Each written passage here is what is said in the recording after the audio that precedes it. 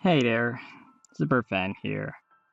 So I'm just back at it again with another review of this figure.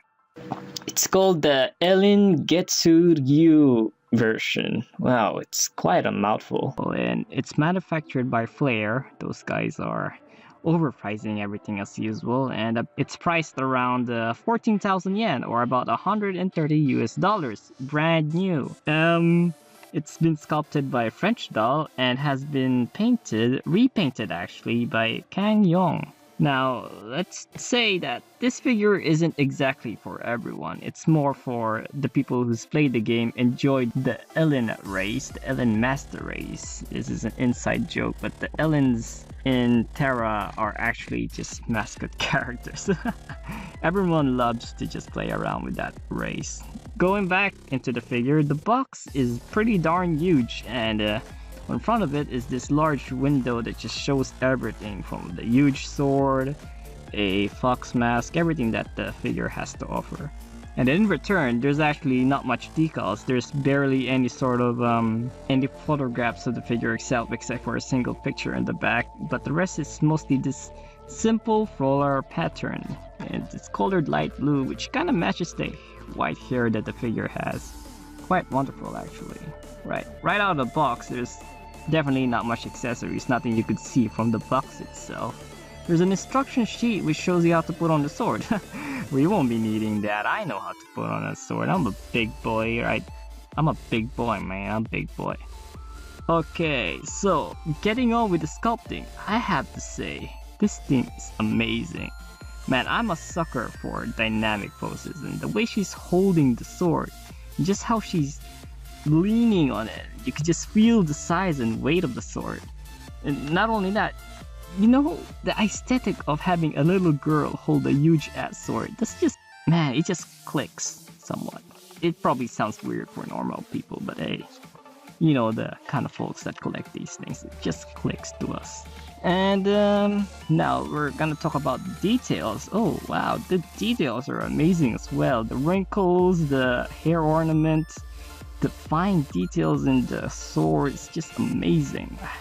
Man, absolutely amazing. I like that the stocking reviews is kind of the actual fishnet kind of, what you call it? Fabric? Yeah, I don't know. And yeah, I love the fine details. But if you were to compare with the Berserker actually has a lot more details.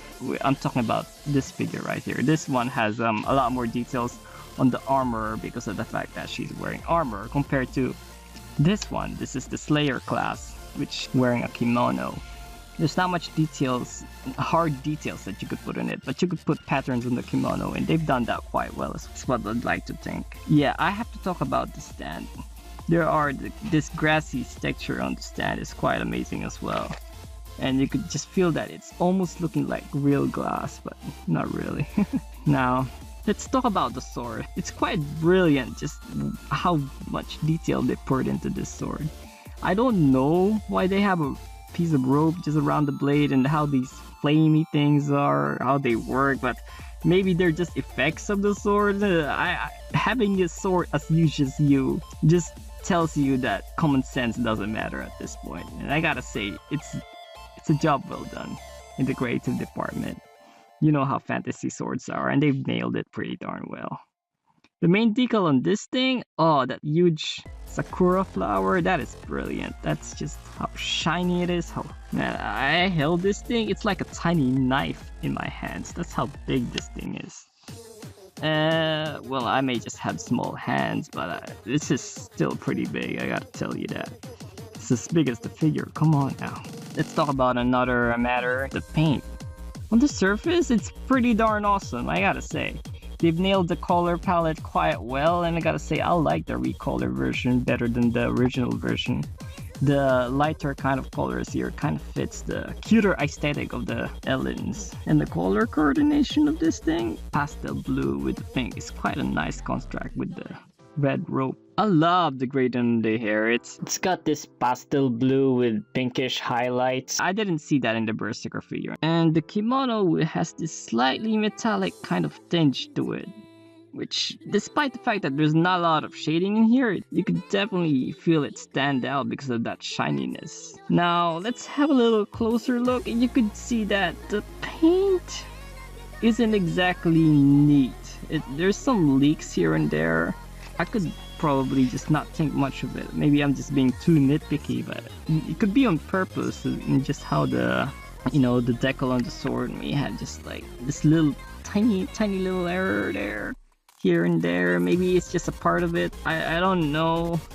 Oh, I don't want to say anything bad about it because it's still awesome, but maybe they did it on purpose, you know? It's not too obvious and far away. It's definitely something you could get away with. But oh, and hey, look, that fox mask is pretty darn cool too. That's got a much more cleaner painting for some reason. To conclude, this figure is pretty awesome. I love this figure. I ended up waiting for months because this has been delayed 2 times. So I bought this way back in April, but I haven't gotten it until June because of all the delays. And it's this good. Man, I'm pretty. I love it. I love it. I just straight up love it. Now, well, I could brag to all you poor people. Ha! Right, so if you enjoyed this figure, good for you. Maybe you could buy it yourself if you feel like it, because I definitely felt like it. You should maybe feel like it too. Check out the game first, actually, if you haven't yet. And click like and subscribe, I guess. Well, we'll see you around.